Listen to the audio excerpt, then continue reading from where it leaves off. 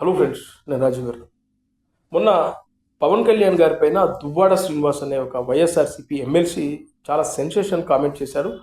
ఒక నిరాధారమైనటువంటి ఆరోపణ చేశారు. అదేంటంటే తెలుగుదేశం పార్టీ అధినేత, ప్రస్తుత ఆంధ్రప్రదేశ్ ముఖ్యమంత్రి అయినటువంటి నారా చంద్రబాబు నాయుడు గారు పవన్ కళ్యాణ్ గారికి, డిప్యూటీ సీఎం అయినటువంటి పవన్ కళ్యాణ్ గారికి నెలకు 50 కోట్ల రూపాయల లంచం ఇస్తున్నాడు అంటూ ఆయన ఒక సెన్సేషనల్ కామెంట్ చేశాడు. ఒక పెద్ద ఆరోపణ చేశాడు. పవన్ కళ్యాణ్ ఎందుకు మాట్లాడట్లేదు, పవన్ కళ్యాణ్ ఎందుకు సైలెంట్గా ఉన్నాడు, దాని వెనకాల కారణం ఇదే అంటూ ఆయన కామెంట్ చేయడం. ఇది కాకుండా గతంలో పవన్ కళ్యాణ్ గారి పైన విచ్చలవిడిగా మాట్లాడడం, చాలా నీచమైన పదజాలంతో పవన్ కళ్యాణ్ తిట్టడం, పవన్ కళ్యాణ్ని ఎన్నోసార్లు చాలా దారుణంగా విమర్శించడం కూడా జరిగింది ఈ దువ్వాడ శ్రీనివాస్ అనే వ్యక్తి. మీకు ఆల్రెడీ దువ్వాడ శ్రీనివాస్ అంటే అందరికీ తెలిసిందే. ఈ మధ్యకాలంలో ఒక మహిళతో ఆయన ఎఫ్ఐఆర్ పెట్టుకొని సొంత కుటుంబాన్నే కాదనుకొని ఆ మహిళతో తిరుగుతూ తిరుమల తిరుపతి దేవస్థానం లాంటి ప్రదేశంలో కూడా అది షార్ట్స్ తీస్తూ, రీల్స్ తీస్తూ వైరల్ అయిన వ్యక్తి. ఇంట్లో ఇల్లాలు వంటింట్లో ప్రియురాలాగా సెన్సేషనల్ అవుతున్న ఈ దువ్వాడ శ్రీనివాస్ ప్రస్తుతం పవన్ కళ్యాణ్ పైన చేసిన కామెంట్స్ పైన పెద్ద ఎత్తున కేసులు పడతా ఉన్నాయి.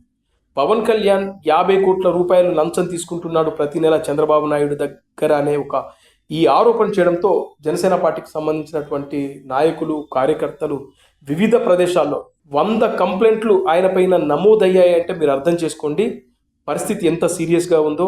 పవన్ కళ్యాణ్ ఎక్కడ తీసుకున్నాడు ఏంటి అనేది నిరూపిస్తావా లేదా జైలుకి వెళ్తావా అంటూ పెద్ద ఎత్తున కామెంట్లు చేస్తున్నారు, కేసులు పెడతా ఉన్నారు. రేపో మాపో ఆయన పైన చర్యలు తీసుకునే అవకాశం ఉన్నట్లుగా కూడా తెలుస్తూ ఉంది. ఇప్పటికే వీళ్ళు ఎక్కడెక్కడైతే కంప్లైంట్ చేశారో ఆ పోలీసులు కూడా నోటీసులు ఇవ్వడానికి రెడీ అవుతున్నారు దువ్వాడ శ్రీనివాస్కి.